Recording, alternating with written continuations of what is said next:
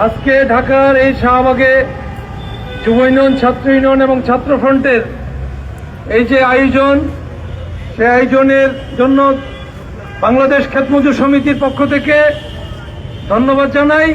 অন্তত এই বাংলাদেশে একটি প্রতিবাদ হচ্ছে যেখানে সরকারের পক্ষ থেকেও নিন্দা করার তারা সাহস পাচ্ছে না।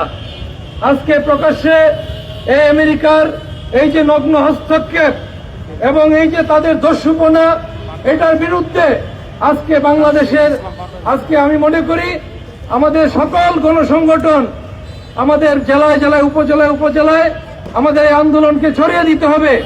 আজকে সারা বাংলাদেশের মানুষ, সাধারণ মানুষ আমেরিকার বিরুদ্ধে।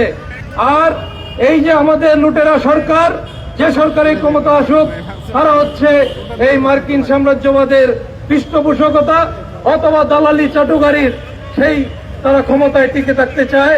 এই কারণেই তারা হচ্ছে আমেরিকার যে কোনো ধরনের অন্যায় অবিচারের তারা শাস্তি চায় না, তাদের নিন্দা করতে তাদের ভয় পায়। যেখানে আজকে সারা বিশ্ব ফুঁসে উঠেছে এই পাগল ট্রাম্পের বিরুদ্ধে, এই পাগল ট্রাম্পের অন্যায়ের বিরুদ্ধে, আর সেখানে আজকে আমরা ঘরে বসে থাকতে পারি না।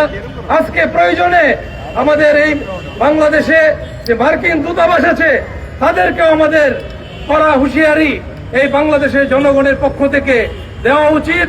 অতীতে যেরকম আমরা দেখেছি বিভিন্ন দূতাবাসে আমাদের বিভিন্ন ভাইয়েরা, বিভিন্ন সংগঠন, তাদেরকে আমরা কিন্তু আজকে দেখতে পাচ্ছি না। আমরা সকল জনগণকে আজকে স্বাধীনতাকামী, যারা মুক্তিকামী মানুষ, তাদেরকে এই ট্রাম্পের, আমেরিকার এই সাম্রাজ্যবাদের নগ্ন হস্তক্ষেপের আমরা নিন্দা, প্রতিবাদ এবং দ্রুত এই আমাদের ভেনেজুয়েলার রাষ্ট্রপতি এবং তার স্ত্রীর অপহরণ, তার মুক্তি দাবি করছি। ধন্যবাদ সকলকে।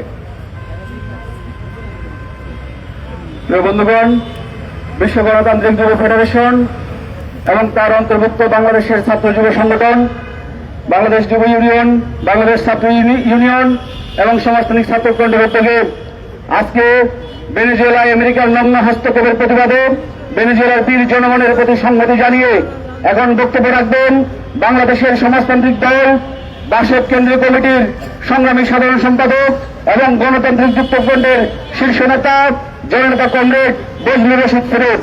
এখন বক্তব্য রাখবেন কমরেড বজলুর রশিদ ফিরোজ।